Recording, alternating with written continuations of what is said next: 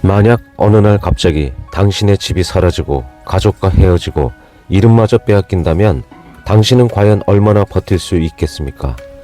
안녕하세요. 사는 법을 배우는 사람 남강호입니다. 오늘은 빅터 프랑클의 저서 죽음의 수용소에서 라는 책의 내용을 통해 역경을 어떤 마음가짐으로 이겨낼 수 있을지에 대해 생각해 보려 합니다. 그 일부, 인간은 얼마나 쉽게 무너지는가? 사람은 얼마나 큰 고통까지 견딜 수 있을까요? 그리고 인간은 무엇이 사라질 때 완전히 무너지게 되는 걸까요? 우리는 흔히 말합니다. 나는 아직 버틸 수 있어. 하지만 정말 그럴까요?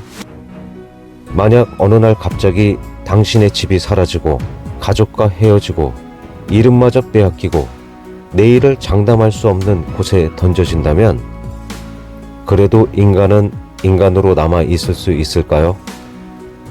오늘 이야기할 책은 단순한 자기 개발서가 아닙니다.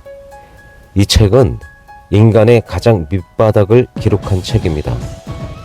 그리고 동시에 끝까지 희망을 잃지 않았던 사람들의 이야기입니다. 죽음의 수용소에서 이 책의 저자인 빅터 프랭클은 오스트리아의 정신과 의사였습니다. 하지만 그는 어느 날 나치 강제 수용소로 끌려가게 됩니다. 그곳에서 그는 아버지와 어머니 그리고 사랑하는 아내까지 잃었습니다. 인간이 감당할 수 있는 거의 모든 고통을 그는 직접 경험했습니다. 그리고 그는 그 지옥 속에서 한 가지 질문을 붙잡게 됩니다. 왜 어떤 사람은 끝까지 살아남았는가? 이 질문은 단순하지 않습니다. 왜냐하면 수용소에서는 강한 사람이 반드시 살아남는 것이 아니었기 때문입니다. 젊고 건강한 사람이 먼저 죽기도 했고 체력이 약했던 사람이 오래 버티기도 했습니다. 도대체 그 차이는 무엇이었을까요? 프랭클은 수많은 사람들을 관찰하기 시작했습니다.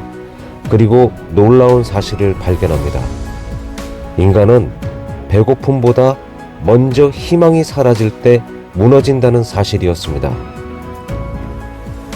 수용소에 도착한 사람들은 가장 먼저 모든 것을 빼앗깁니다. 옷도 빼앗기고 짐도 빼앗기고 사진도 빼앗깁니다. 심지어 이름까지 사라집니다. 그들은 더 이상 사람이 아니라 번호가 되는 것입니다. 상상해 보십시오. 당신의 이름 대신 차가운 숫자로 불린다는 것을. 우리는 평소 당연하게 살아갑니다. 출근하고 퇴근하고 밥을 먹고 가족과 이야기합니다. 힘들다고 말하면서도 사실은 많은 것을 가지고 살아갑니다. 하지만 수용소에서는 그 모든 일상이 한순간에 사라집니다. 그리고 인간은 생각보다 훨씬 빠르게 무너집니다. 처음 수용소에 들어온 사람들은 충격에 빠집니다. 현실을 믿지 못하고 받아들이지도 못합니다. 설마 이렇게까지 하겠어? 곧 집으로 돌아갈 수 있을 거야. 하지만 며칠이 지나고 몇 주가 지나면 점점 깨닫기 시작합니다. 이곳에는 희망이 없다는 것을. 그 순간부터 사람들의 눈빛이 변하기 시작합니다. 인간은 적응의 동물이라고 말합니다. 그 말은 맞습니다. 하지만 그 적응은 때로는 무섭습니다. 처음에는 끔찍했던 장면도 반복되면 익숙해집니다.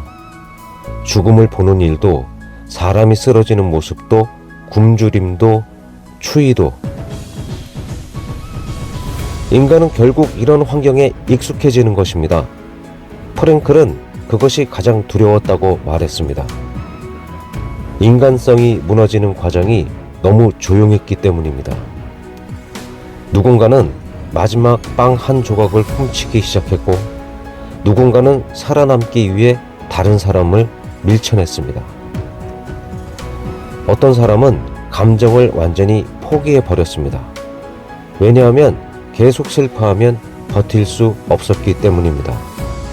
그래서 사람들은 점점 무감각해지기 시작했습니다. 눈앞에 사람이 죽어도 아무 감정이 들지 않게 됩니다. 그것은 악해서가 아니었습니다. 살아남기 위해서였습니다. 인간은 극한 상황 속에서 생존만 남게 됩니다. 그리고 그 순간부터 삶의 의미는 사라지기 시작합니다. 우리는 가끔 지금 삶이 너무 힘들다고 느낍니다. 반복되는 하루, 끝나지 않는 걱정, 비어있는 통장 잔고, 그리고 대출, 회사 스트레스, 그리고 아무리 열심히 살아도 나아지지 않는 현실. 어쩌면 많은 사람들이 조용히 지쳐가고 있는지도 모릅니다. 겉으로는 멀쩡해 보여도 속은 무너지고 있는 것입니다. 프랭클은 말합니다. 인간은 육체보다 정신이 먼저 무너진다는 것을. 그리고 그 정신은 삶의 의미를 잃는 순간 급격히 붕괴된다고 말합니다. 실제로 수용소에서도 갑자기 희망을 포기한 사람들이 있었습니다. 그들은 어느 날부터 일어나지 않았습니다. 배급받은 빵도 먹지 않았고 씻지도 않았고 살아야 할 이유를 놓아버렸습니다. 그리고 놀랍게도 그 사람들은 오래 버티지 못했습니다. 프랭클은 그것을 보며 확신하게 됩니다. 인간은 왜 살아야 하는지를 잃는 순간 바로 그 순간 무너진다. 그렇다면 반대로 끝까지 살아남은 사람들은 어땠을까요? 그들은 특별한 초인이 아니었습니다. 오히려 평범한 사람들이 많았습니다. 하지만 그들에게는 단 하나의 공통점이 있었습니다. 반드시 다시 만나고 싶은 사람이 있었고, 끝까지 완성하고 싶은 일이 있었고, 살아야 하는 이유가 있었습니다. 누군가는 가족을 떠올렸고, 누군가는 자신이 쓰다만 원고를 생각했습니다. 누군가는 나는 반드시 살아서 돌아간다 라는 마음 하나로 버텼습니다. 프랭클은 이것을 보면서 깨닫습니다. 인간은 환경만으로 살아가는 존재가 아니라고. 의미가 인간을 살린다고. 희망은 단순한 감정이 아니라 생존의 힘이었습니다.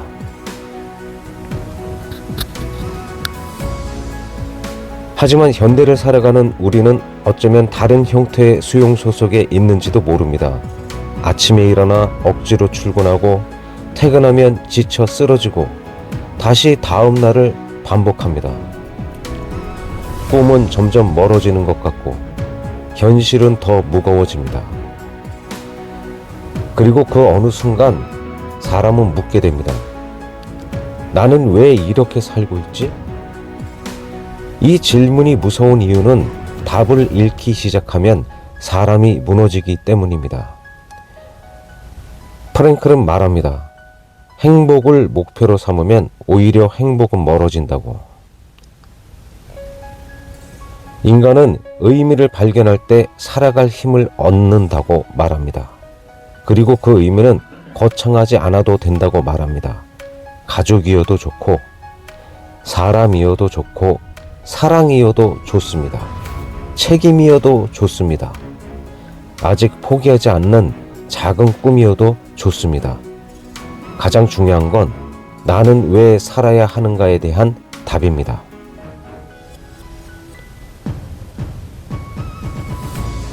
우리는 종종 성공한 사람들만 바라봅니다. 돈이 많은 사람, 유명한 사람, 대단한 결과를 만든 사람. 하지만 프랭클의 이야기는 전혀 다른 질문을 던집니다. 당신은 지금 왜 살아가고 있는가? 그리고 이 질문은 생각보다 훨씬 중요합니다. 왜냐하면 인간은 이 질문의 답이 사라질 때 삶 전체가 흔들리기 때문입니다. 수용소에서도 그랬고 지금 우리의 현실도 크게 다르지 않습니다. 몸은 살아있지만 마음이 무너진 사람들이 많습니다. 꿈을 잃어버린 사람, 도전하기를 포기한 사람, 이 나이에 뭘 하겠어 라고 말하는 사람.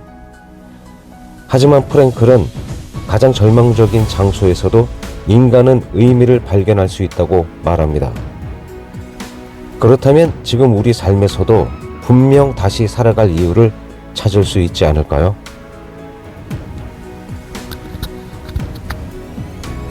어쩌면 지금 당신도 많이 지쳐 있을지도 모릅니다. 매일 반복되는 현실 속에서 조용히 무너지고 있을지도 모릅니다. 하지만 중요한 건 아직 끝난 게 아니라는 것입니다. 프랭클은 모든 것을 빼앗긴 장소에서도 희망을 포기하지 않았습니다. 그리고 결국 살아남아 이 책을 세상에 남겼습니다. 그는 자신의 삶으로 증명했습니다. 인간은 생각보다 강한 존재라고, 그리고 삶의 의미를 붙잡는 한 다시 일어설 수 있다고. 오늘 하루도 버티며 살아가는 당신에게 이 이야기가 작은 힘이 되었으면 좋겠습니다. 인생은 때때로 우리를 끝없는 어둠 속으로 밀어넣곤 합니다. 하지만 그 어둠 속에서도 끝까지 살아남는 사람들은 있었습니다. 그리고 어쩌면 당신도 그 사람들 중 하나가 될 수 있습니다. 우리가 아직 살아있다는 건 아직 끝나지 않았다는 뜻입니다.